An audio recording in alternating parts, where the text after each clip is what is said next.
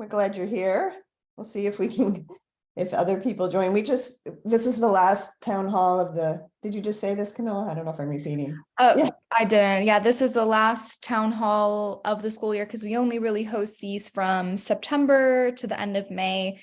We like taking a little break from June, July, August. We did do it one year where we did it all through the summer, but found that most people just want to check out, which is, they need that time to recharge and rest. So we like to kind of put a pause on these over the summer months.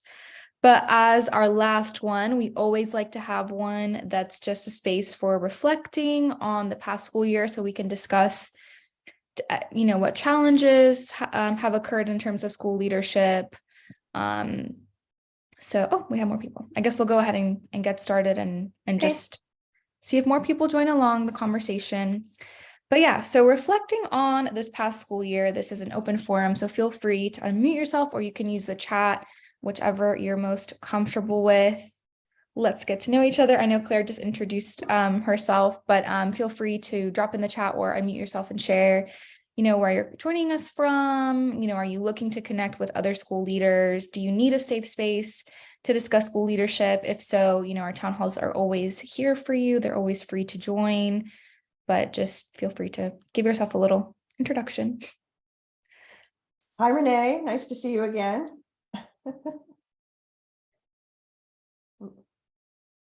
Renee was our speaker when you were in Portugal. Yeah, I watched the recording. It was great. We're happy you're back, Renee. Thank you. All right, well, Claire introduced herself. She's joining us from Rhode Island, right? And Renee, are you still in Boston? Yes, I am. Thank you. Great. Okay, it looks sunny and nice. Okay, so just let's take some time to reflect on this past school year. We're going to discuss staffing, admissions and enrollment, school leadership, parent community as well, and resources. And the reason we like to end our school year town halls on a reflecting open forum is because every single year brings new challenges. I think, a couple years ago, obviously it was COVID. This year might offer some different challenges, and it's nice to see how other schools have been able to find solutions and for school leaders to compare and contrast what they found has worked for them, because you might help another school community by doing so. Yeah, and I just want, there's only two of you here. If this was really meant to be like a open forum to exchange ideas and things. So if you feel like this isn't going to be worth your time, I just wanted to give you the option to bow out if you want to. I don't want you to feel bad if that's seems like, if this isn't what you expected, because we were hoping obviously to get more people. Oh, we have Margot's coming in. So I know you might, anyway, I just wanted to, don't feel bad if you need to check out from the meeting. I don't want people to feel like they have to stay now that they're here when they expected something different. So, but we'll motor on here, and then we'll have a little intimate group here for a discussion. So, yeah. Feel free to bow out if this is not helpful. I think Claire just said she's going to join back in a second. Hi, Margot. Thank you for joining us. It's a really intimate group and it's an open forum, so it might be a bit tricky, but we'll go on until you guys say maybe to stop. So do you want questions and answers as you're going through, or comments? Yeah. So we're basically just posing a bunch of questions and conversation starters, and feel free to share what you've seen across school communities, what you've seen across your community, your experiences for this academic school year. And it's basically just, your opportunity to share, ask questions to other school leaders, although it's an intimate group. Yeah. We were hoping for a little bit of a larger group. Sure. Well, I'll be happy to add something if you want that. I think in my working with schools, I think that the big issue everybody's feeling is the lack, particularly in Montessori, is the lack of qualified Montessori teachers available. And that's always been an issue, but it seems bigger now, maybe because more people are reconsidering even if they want to be teachers. So that's an issue everyone's talking about, because a lot of toddler classes right now are being run without a Montessori trained teacher, Right. which is really hard. So I don't know if other people are seeing and hearing that, if you are and you're working with schools. Definitely staffing has been an issue Mhm. for a lot. I I mean, mean, forever, but for everybody, forever, right? And Yeah. I, not just for Montessori schools, but like, yeah, because it's so hard to find trained teachers. It's Yeah. always been hard, and it's just gotten harder, I guess. So yeah, but that's interesting. I hadn't heard about, so toddler classes are being taught now by, or led by non-trained teachers. yeah. Yeah, that's, And I think there's a big demand for toddler age programs now, because people are looking for them, and Montessori is such a quality opportunity if someone needs daycare, right? yeah, But that, they're still running without without a certified teacher, but it just, for accreditation and all, it gets in the way a little bit. yeah.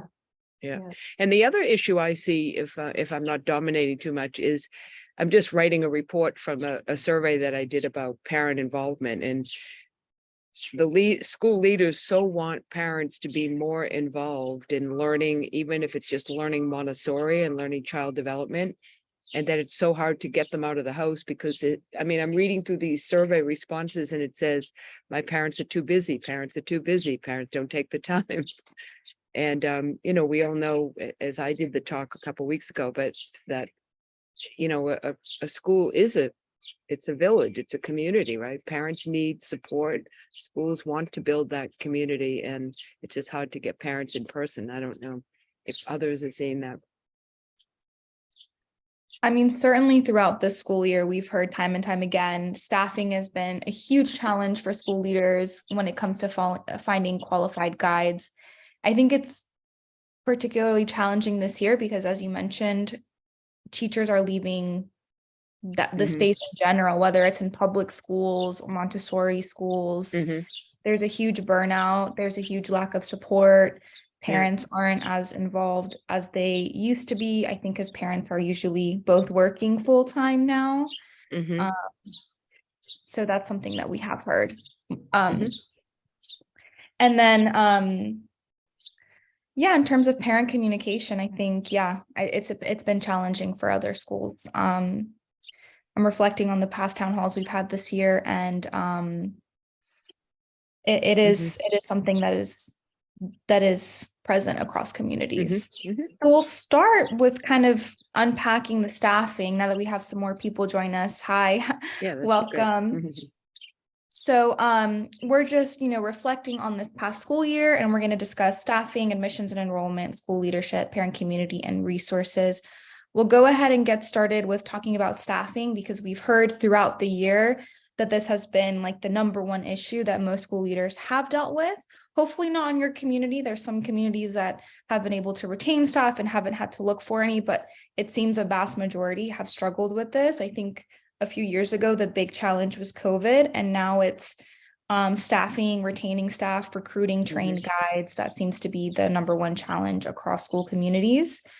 So feel free to either unmute yourself or use the chat and share a little bit about your experience with staffing. Did your school experience difficulty finding trained staff? Are you having to sponsor staff? Did you have to sponsor any staff this year when it comes to their training? Do you feel like you're creating a good working environment? Is that something that you aim to do throughout the year that you did successfully, or is that an area that you felt maybe needs work? If you implemented anything to improve your workspace, whether it's offering benefits, whether it's, having these very productive meetings, feel free to share that. This is an open forum, so whatever has worked for your community, I look forward to reading.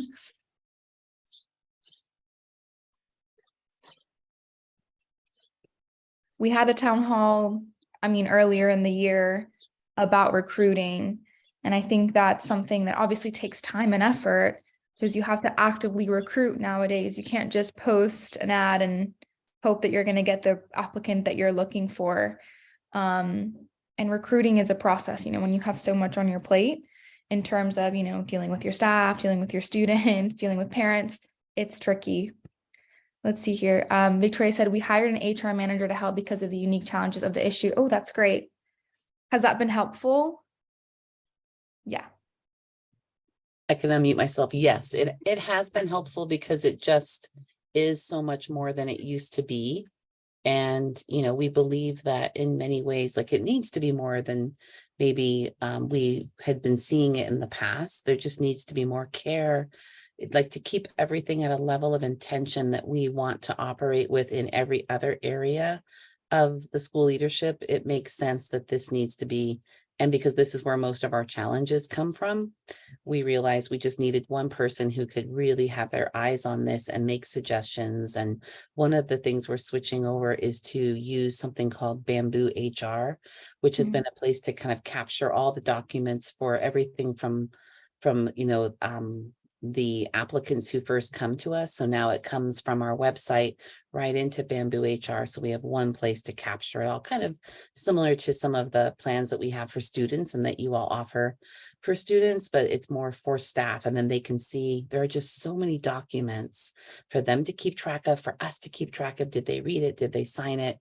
Are they current on their trainings? All of those aspects. So that is something we are using that we really like. And I was just going to add that to the chat too.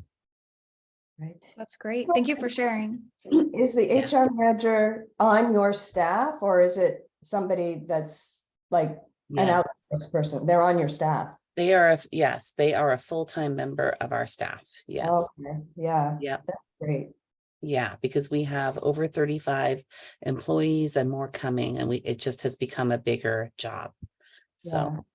I can imagine that's hugely helpful because I know that so much of the work I used to do and our head of school was around HR, and it's it's important, but it's not what, a Montessori head of school is necessarily wanting to spend all the time doing HR. So between offering benefits and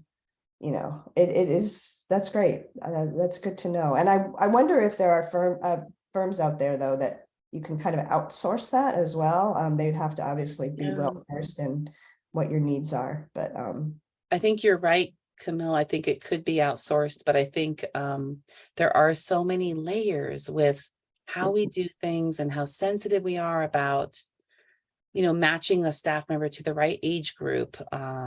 It's so not cut and dry, which is why we decided to keep it internal. I imagine it could work. I think it could, but you'd really need to do a lot of preparing that organization or person to understand why some of those decisions have to be so careful. And then honestly, just the chemistry behind the scenes is such a factor of helping people work well together. And that's a big part of retaining someone, is if they feel at home with their immediate colleagues, they're more likely to want to stay. And that's a little bit hard to see if you're on the outside. Yeah. Yeah. Oh, that's great. That's great.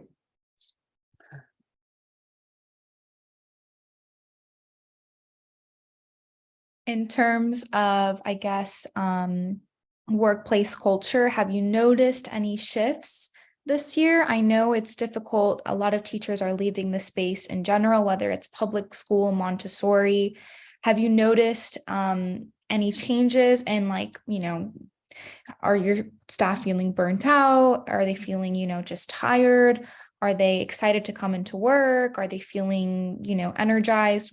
What have you noticed within your current staff, and how does that play into retention? Because of course, retention is the best option when it comes to, once you find your staff, you want to keep them on as long as possible because it's just so much more valuable to your community. And it just cuts a lot of work by having to then later recruit new staff. So any commentary on that throughout this school year?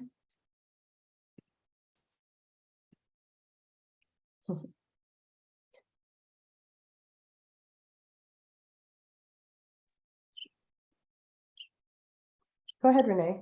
Yeah, I can comment that what I am seeing in a lot of schools is teachers calling out way beyond their professional days that they offered. And that's been upsetting to a couple of heads that I work with, that it's just really frustrating. And I don't know if that's a result of people just being tired and just needing time for self-care, right? I think I have this theory that I think teachers are having a hard time looking at the world post-pandemic now, where so many people don't have to go into the office every day, right? And they have to go in every day. It's like education in the medical field. It's almost unfair. So I'm just wondering if, that's impacting them. And I know personally that I'm not in the office every day, and the days I work at home, I'm really enjoy it. So I don't know if other people are seeing that, but I've seen a couple of schools actually have to hire what they call building subs. I hate that term, but they just need constant backup plans. So some of you are shaking your head, Victoria. You see that? Oh, yeah, we have built-in subs as well. Yeah, Yeah. for sure. And we have to, there is no way we could operate if we did not have several people every single day who are ready to Exactly, step in. And yeah. it's often not even enough. So, Yeah. like we can get to ratios, but we can't always get to protecting all those other things That's that right. that staff, thrive on. I think can't you're remember. absolutely right about the post-pandemic adjustments too. I can't remember which town hall this was. This was a while back, but then there was like a conversation about how some schools, and these are smaller schools that, they serve a smaller group of people. So maybe they have more flexibility. They were to the point where they were so tired of people calling out that they were considering like 4-day weeks, because that's how often people were just calling out. It'd be nice if the whole world moved in that direction, but I think until that point, it would be difficult for parents. If you just tell parents, we're only going to be open 4 days a week. Victoria here says, agree, most last minute call outs. Burnout levels are higher for many reasons, including post-pandemic adjustments, 100%.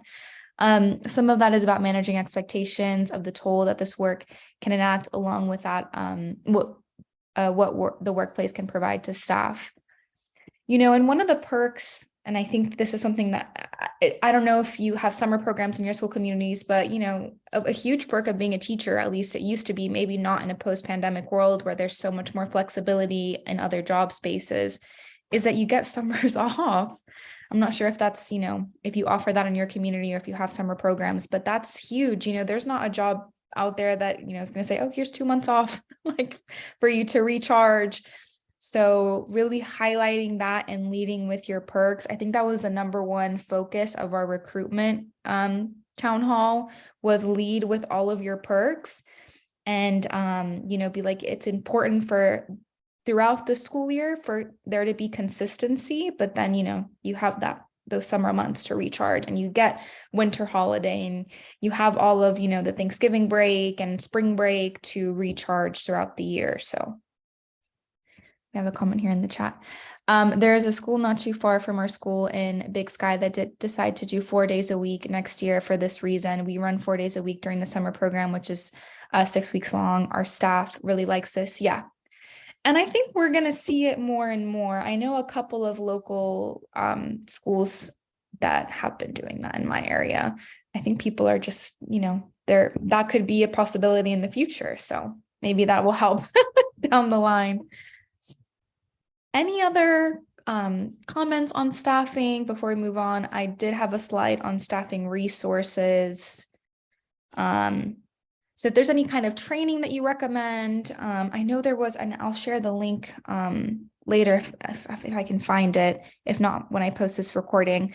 But I know a lot of schools are having difficulties with finding trained assistants or getting assistants who kind of just understand Montessori. And there's a lot of trainings now that aren't necessarily AMI or AMS. They're significantly less expensive as well, but they kind of help teach assistants those types of skills.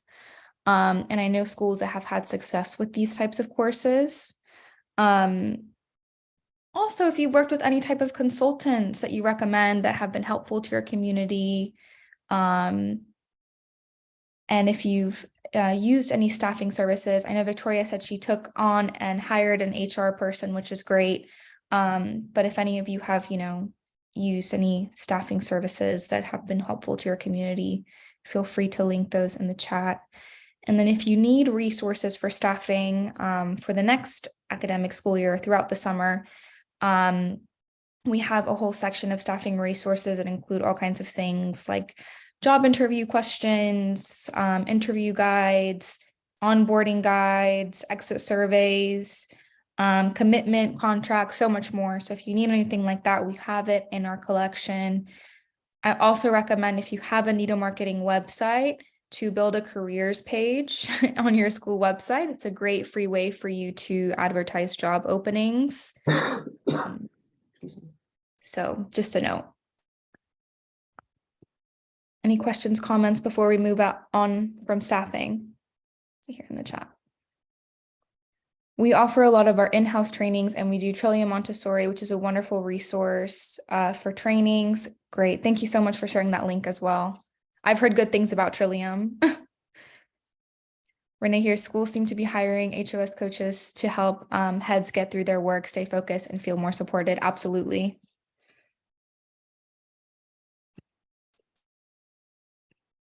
All right, next topic is admissions and enrollment.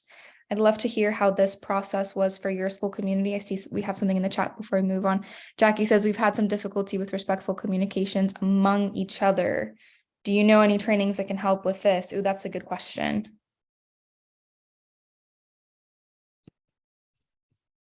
I know, I remember. Yeah, can't sorry, remember. I just wanted to give some context. We're in Europe, not in America, but we've recently had a couple of challenges with some staff personality clashes, I think. And in particular, I had to step away because I was doing my 12 to 18 training, and I had to go and do my exams, etc. So I was not there. But I had placed someone, our administrator that usually is my right hand, basically really struggled with stepping up, I guess, and taking on that leadership role in my absence. And the staff were not respectful towards her trying, I guess. And it was really difficult for her to manage. And it was difficult, obviously, for me being far away. But I was really disappointed, I guess, is what I could say, that all Montessori trained, every single one of them, I'm talking about individuals in their late 30s and 40s that, this is not their first working experience. And they were just, I don't know, just, letting their tempers and their emotions get the best of them, and not being able to actually keep that in check, and being able to, I'm talking about perhaps an argument, one or two arguments happening, but really escalating in front of children, for instance, which really devastated me. I was like, this cannot be happening, So, we've managed to have a couple of meetings and try and get people to apologize to one another and realize the impact and where the issues came from. But I really feel like, next week we've actually got a half term, and we're going to be doing some team building things just to try and bring the team back together again after all of this. But I'm really looking for something that I guess can help with training or some kind of simulation and practicing of, challenging interactions, because these things also arise with parents, and you need to, I guess, empower the staff to be able to handle these difficult things that happen.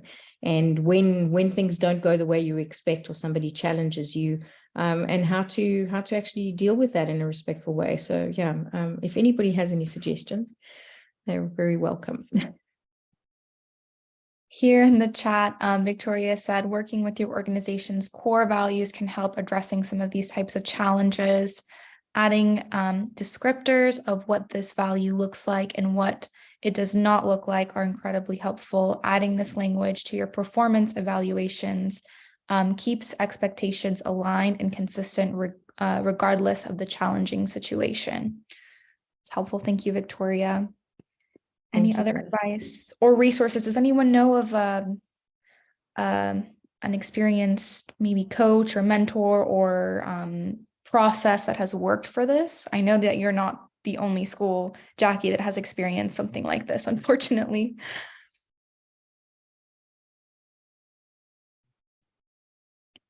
Thinking a couple of town halls back, and I'll have to look for the recording link. We had a speaker called Cheney Wilchansky, and she shared a really good presentation on how she works with staff conflict. I think it's on our YouTube channel. I'll have to find the link. Oh, Victoria here shared this is great. Thank you, Victoria. And I think she mentioned something that she does monthly check-ins with all of her staff, and anytime there's an issue, they have some sort of meeting. This was a couple months ago, so I'll have to look if I can find the recording for that and send it to you. But she was great. And I think also, I'll send you this recording as well. Mary Lou Cobb had a great one about how she deals with conflicts in her school, how she works through it. I think she's now a consultant, but she founded a school herself and has great experience. All right, thank you so much. I've taken down those names. Here, I'll write Mary Lou Cobb's name in the chat.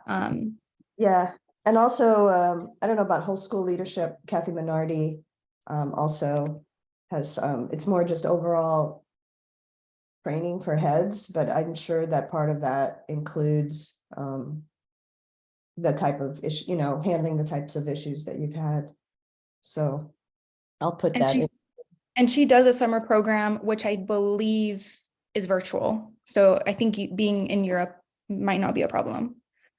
I'm not 100% sure, but I've seen her posts on Instagram about it. Yeah, so the whole school leadership is Kathy Minardi, and then I'll find Mary Lou's website too. There we go. They're both veterans of Montessori, and they just have so much experience. I think when you've been ahead for 40 years, you've just seen it all kind of thing. So that's Mary Lou's website.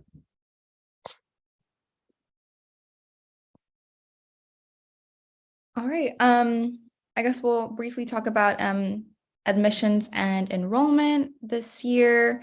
How are you feeling in your school communities when it comes to filling up your programs? Do you feel like it's a challenge to fill up your programs to find the right mission appropriate families? Do you have wait lists for your programs?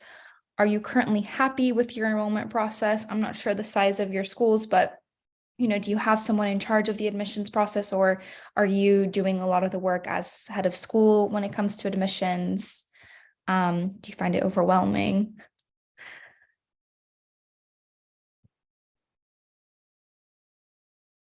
And then I guess this would also be the time to talk about marketing and communications, because this is all part of really admissions and enrollment, is targeting the right families. Do you feel like the right families are getting in touch with you?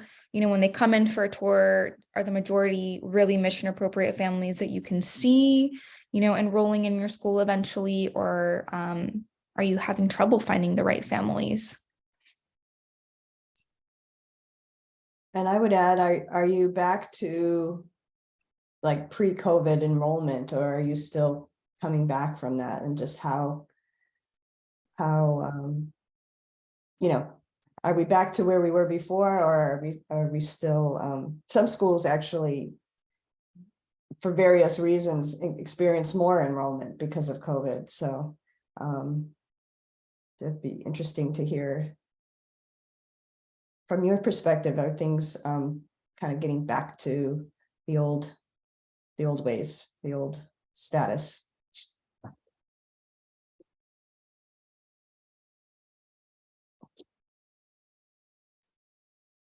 Here in the chat, Victoria, yes, we're finding mission appropriate families for the most part, have waiting lists in every room and are still growing. That's great.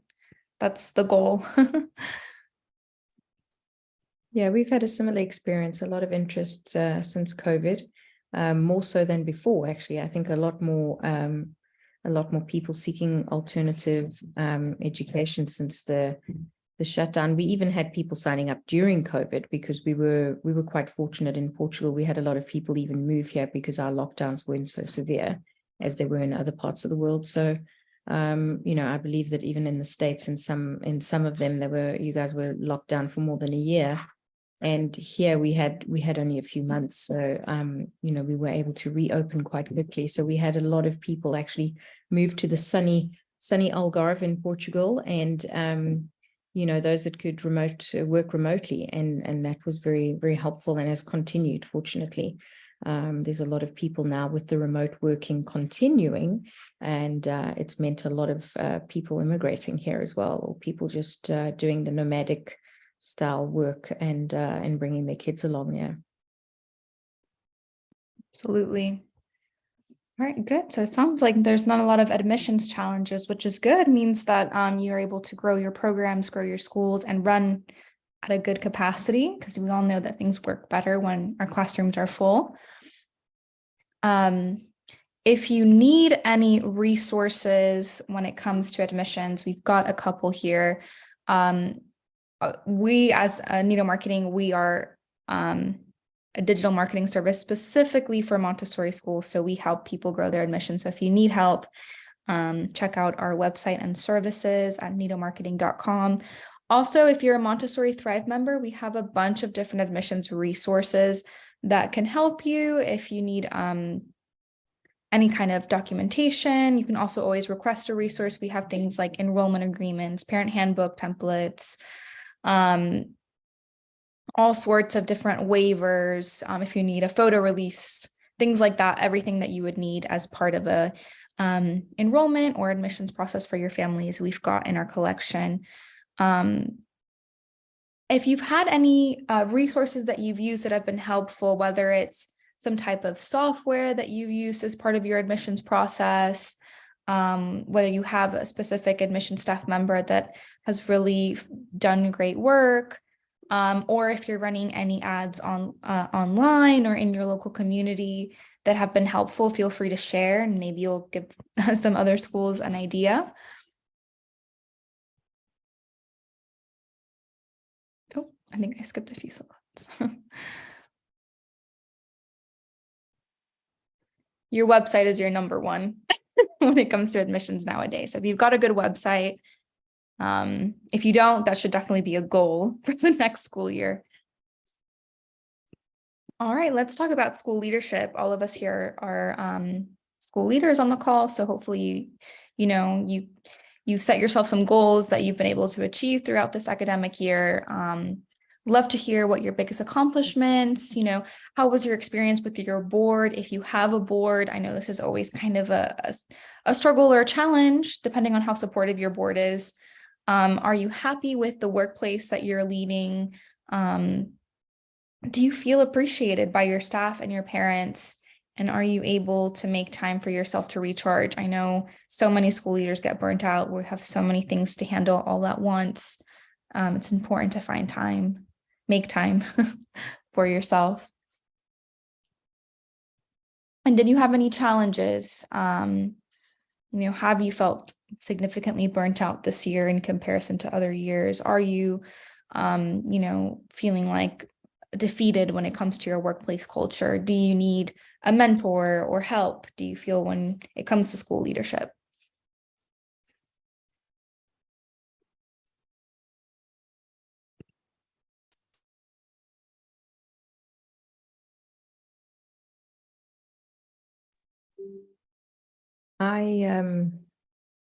I've just completed the 12 to 18 training through AMI in Sweden.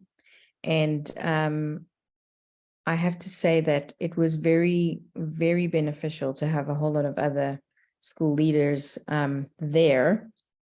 And a lot of these challenges that I was having, like I was saying, at a distance, and I could bounce certain scenarios off them. And I think that is incredibly valuable, to be able to actually talk to other people who are going through similar things. And sometimes you just feel so alone in this journey. And especially, I mean, we're the only school in our region, only Montessori school in our region. And Montessori has taken a very long time to kind of kick off in Portugal, and it's now kicked off.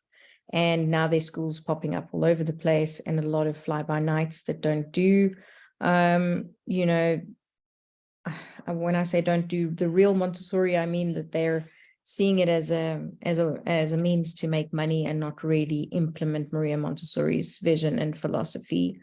So yeah, there's a lot of I guess what's going on is probably what's happened in other countries a long time ago, because we literally are really at the beginning of it spreading, and we're a tiny country. I realize that, and our region in the south, we only have 500,000 people in the whole region, so it's a very small market, and we've, you know, our school's tiny, but still, you know, there are now 2 other tiny little groups that have popped up calling themselves Montessori something or other.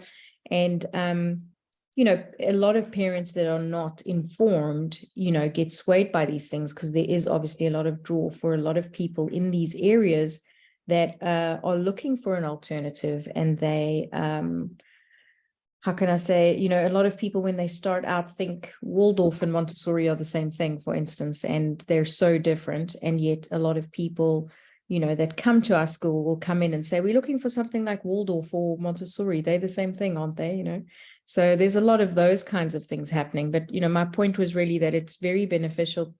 I found it very beneficial for the first time, having been very isolated here and feeling very alone.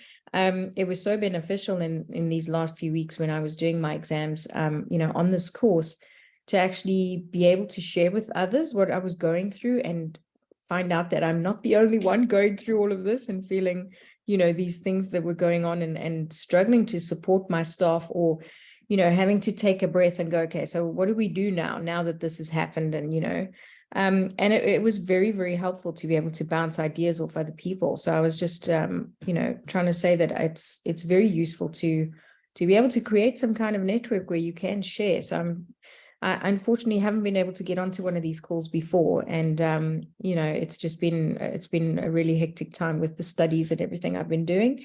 And I'm also with the time differences, but this one worked out well. So I'm glad to have been able to join, and I appreciate everybody sharing. I hope to be able to attend more. Thank you for sharing your experience, Jackie. And you're definitely not the only one that struggles or has heard Waldorf is the same as Montessori. A huge part of Montessori marketing, and I recommend you go to our YouTube channel. We have all of our previous town halls recorded. So even if you don't make a live one due to time difference challenges, you can always watch them back and take notes if you need. A huge part of Montessori marketing is educating constantly, whether it's on your website or through resources. Think literally just last week or the previous week, we added a 1-pager explaining the differences between Montessori and Waldorf to parents, because it's such a commonly asked question. So it kind of breaks that down. These are things that you can have printed out and hand to parents on tours, so that you know, they might learn it from you, which is kind of more beneficial, because it's important for parents to learn about Montessori and early childhood education directly from you. There's value in that. But to offer these resources as part of your marketing, or just put them on your website or offer them on a tour, because a lot of parents don't know. Yeah, even though the internet exists and they could do a Google search, it's still, you know, people make assumptions and they hear things and they say, oh, it's an alternative form of schooling, so it must be somewhat similar. And also the reality that any school that uses the word Montessori is not necessarily Montessori, because it's not a trademarked name. So to do the work to make sure, you know, you inform those parents, you know, this is what you should look for when you're touring a Montessori school. You know, are you seeing these things? Are you noticing how the guides are with the students? Do you see these types of materials in the classroom? How is, you know, the classroom working? What are the children concentrating? So that parents know what to look out for when they visit schools and come to that point where they have to decide.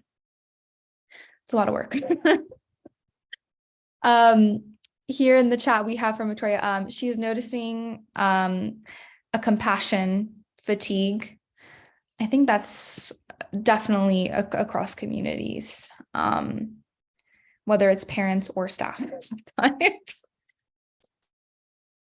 And then she also mentioned she uses a leadership coach to help with those things. That's great. And I've heard more and more heads of schools are using coaches or consultants because there's new challenges every year.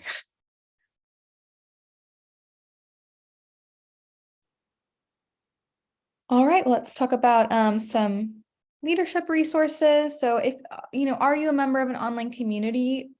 If you're not, you certainly should try to. There's so many in the Montessori leadership space. I recommend joining a couple Facebook groups. There's Montessori administrators. We've got our own, which is Montessori Thrive. I think there's also one called Montessori Leaders or Leadership. Here, and I agree with coaching as heads of school need support in order to continue to lead others 100%.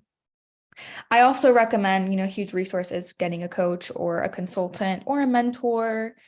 That was my second point here. And also, have you read any helpful books or listened to any good podcasts that have really given you good advice when it comes to school leadership? Also, I mentioned this before, but all of our recordings, all of our town hall recordings, you can listen to them if you need advice on a certain topic. We've discussed all sorts of things from recruiting to handling parent conflicts, handling staff conflicts, admissions, school marketing, all sorts of discussions that we've had that are available on our YouTube channel for you to watch, take notes, and these calls are always free to join.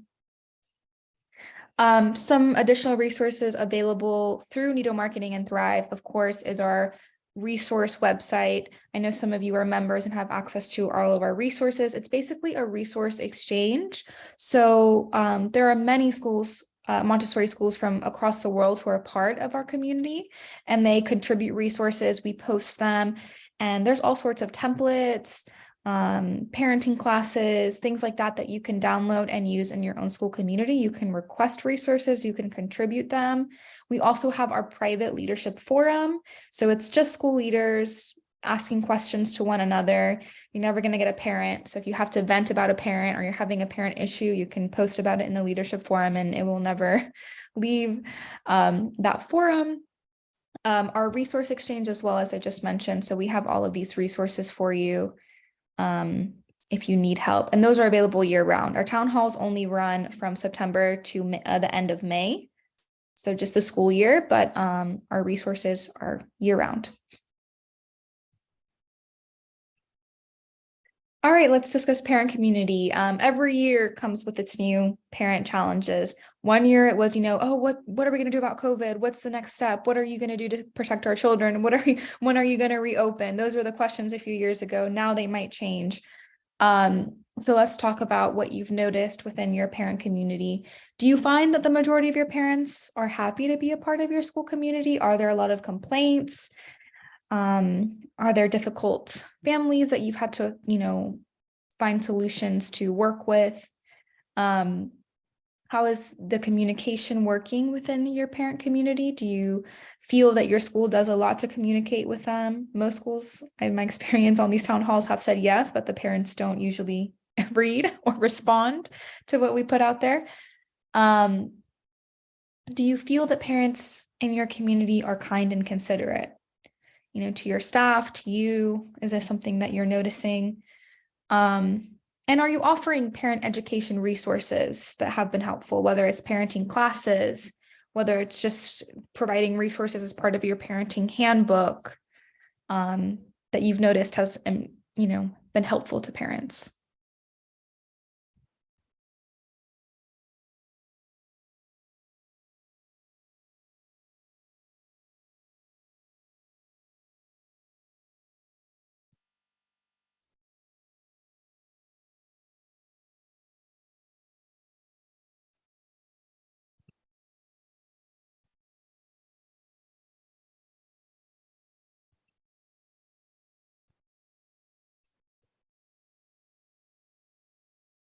Victoria here. Biggest challenge with parents is around staff turnover. Absolutely. It's challenging to explain, their teachers aren't consistently in school, or somebody, you can't retain someone. It's challenging for that child to then have to get used to a new adult. 100%.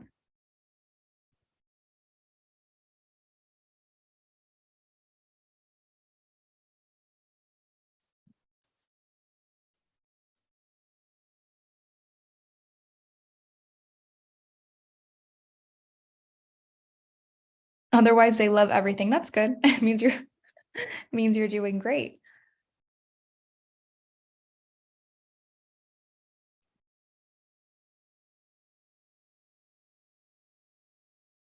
All right, well, let's talk parenting resources. Oh, I see a comment here in the chat. Rachel, to hopefully help with more parent connections, we are going back-to-back Blooms. We have switched 2 years ago, moved to Transparent Classroom. However, Blooms has been missed by many. We're keeping Transparent Classroom in-house and Blooms is out of house. Okay, so I know a lot of schools are using Transparent Classroom. I have not heard of Blooms before. But the ones that I've seen around the community who have worked with Transparent Classroom are happy with that's worked. Maybe parents just need to adjust. That's always hard. Renee, I'm seeing more parents this year interested to learn more about Montessori, and especially as children get ready to move from one level to another. So we're putting in more programming. Absolutely. We had a town hall a couple months ago or weeks ago about how important parent education is in terms of retention, because I think one of the major things is getting parents to really see the value in what your programs offer as opposed to public schooling, especially in those transitional years, are crucial to keeping people in your program. Rachel here, Blooms for anyone who's interested. Thank you for sharing that.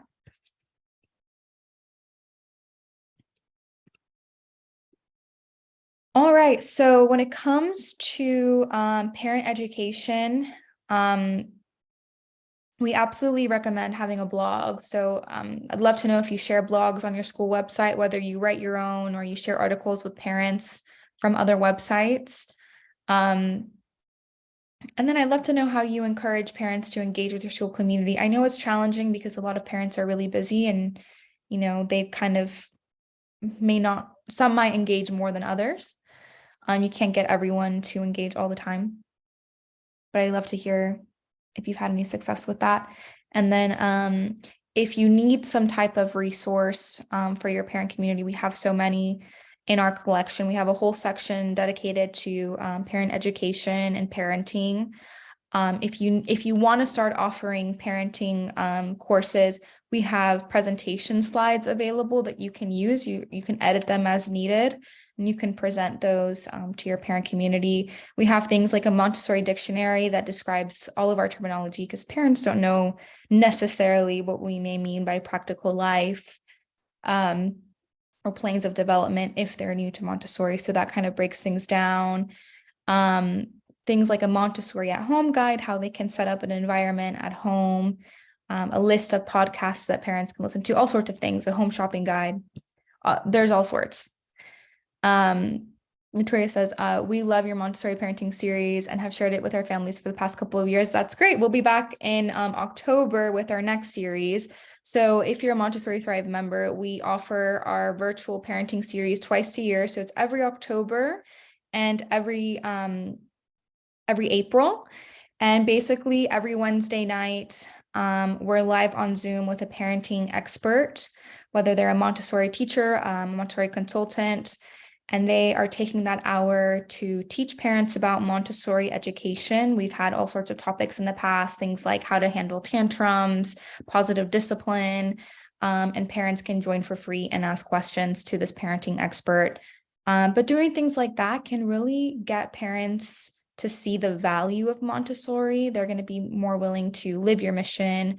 They're going to be so much more excited to, stay in your program, especially those transitional years, that kindergarten year, moving up program. So if they're getting ready to move from their kindergarten year to lower elementary, if you want that retention to grow, you have to be consistently offering resources to educate families And there's value when they learn about Montessori directly from you and not just randomly on the internet or from word of mouth. Because when they hear it from you, you become a thought leader. So if you need resources, we've got you covered. You can always request as well. Any final reflections to share before we kind of discuss any goals that you have for the upcoming year? Any important lessons learned? Any fun stories to share, or any wisdom to pass along as we close up our town halls for the school year?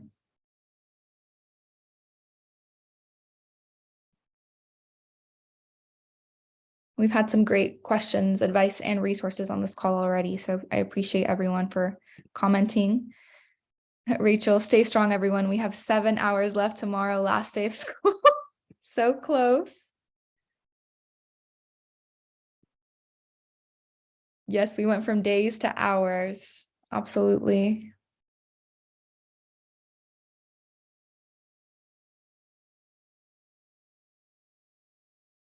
The Hopefully- 1,000 days of May are almost done. That's what we used to call it in my school, because you're trying to cram so much into 1 month.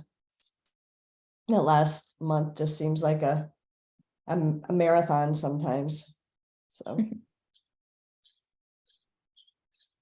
Hopefully you all have some time to completely disconnect, turn off your email notifications, and just, focus on something that you enjoy, spending time with family or friends. Hopefully we all have time for that this summer, because it's important, especially when you're a school leader. You're almost always turned on to what's going on with staff, what's going on with families, what's going on in the classroom. So it's important to switch off. All right. Any exciting goals for the new year? Do you have any goals in terms of staffing? Are you looking to, find new training programs and improve your recruiting? Do you want to improve your marketing, build a new website in order to attract new families? Are you looking, to find a mentor or a coach or improve anything in school leadership? Do you have any aims to educate parents in the coming year? I'd love to share. I'd love for you all to share any goals that you have. And maybe you need the summer to think about your goals too. Maybe now we're just trying to get to the finish line. And maybe a goal can be more just time to relax. Yeah, and unfortunately, I'm not going to have this summer to relax. We're moving to a new building that's going to need renovations before we move in. So we're going to be spending the summer on that. And the goal is to get it ready for September opening. Oh, goodness, that's stressful. Yeah, so it's a bit of a stressful time after a stressful year. So I'm hoping to take next weekend off and go and, I don't know, disappear into the mountains just to try and recharge before it all starts really, really hectic again. Yeah. Absolutely. Take that time. You'll probably need it if you're going to be moving buildings. I can imagine the stress. Here, Victoria says, train guides in every classroom is our big goal. That's a big goal indeed, but I hope that works out, because there's so much value in finding great staff. Renee here, some of the schools I work with are definitely putting a focus on partnerships with parents, as they know how it impacts retention and new enrollment. Absolutely. This is so important. Mhm. It's always better to keep your families on than to, Absolutely. try to get new Get families. new ones, right? 100%. yeah, and Renee was our speaker a couple weeks ago, and The week before last? yeah. And I highly recommend, if you were not there, to go watch that, because you had some great suggestions for building those partnerships with parents. It was really valuable. Thank you. That recording is on our YouTube, so please do check it out. Great advice was shared. Victoria says, we have 3 staff finishing school sponsored MACTE accredited trainings, and 1 more new person starting, 2 more in the wings. That's great. There's movement there, at least, because I know some people who've had open positions for weeks on weeks and they haven't been able to find anything. So it's great that you've got people starting, you've got accreditations coming your way. That's great. that's a huge accomplishment.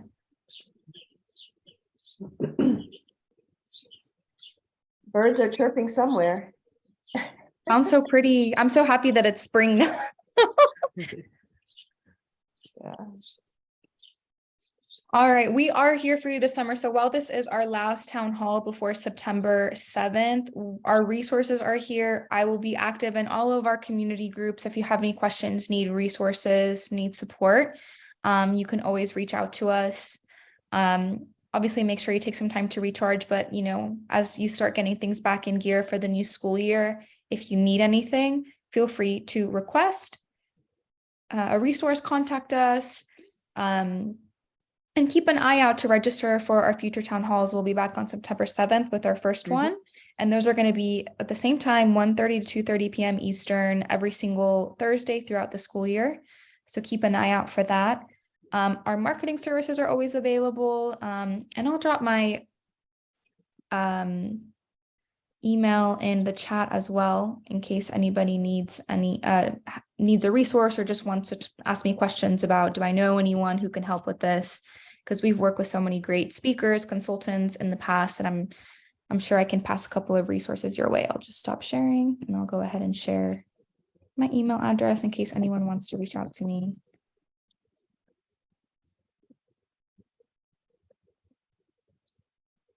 All right. Thank you so much for joining. I know this was a small, intimate group, but I think everyone shared some really great advice and resources.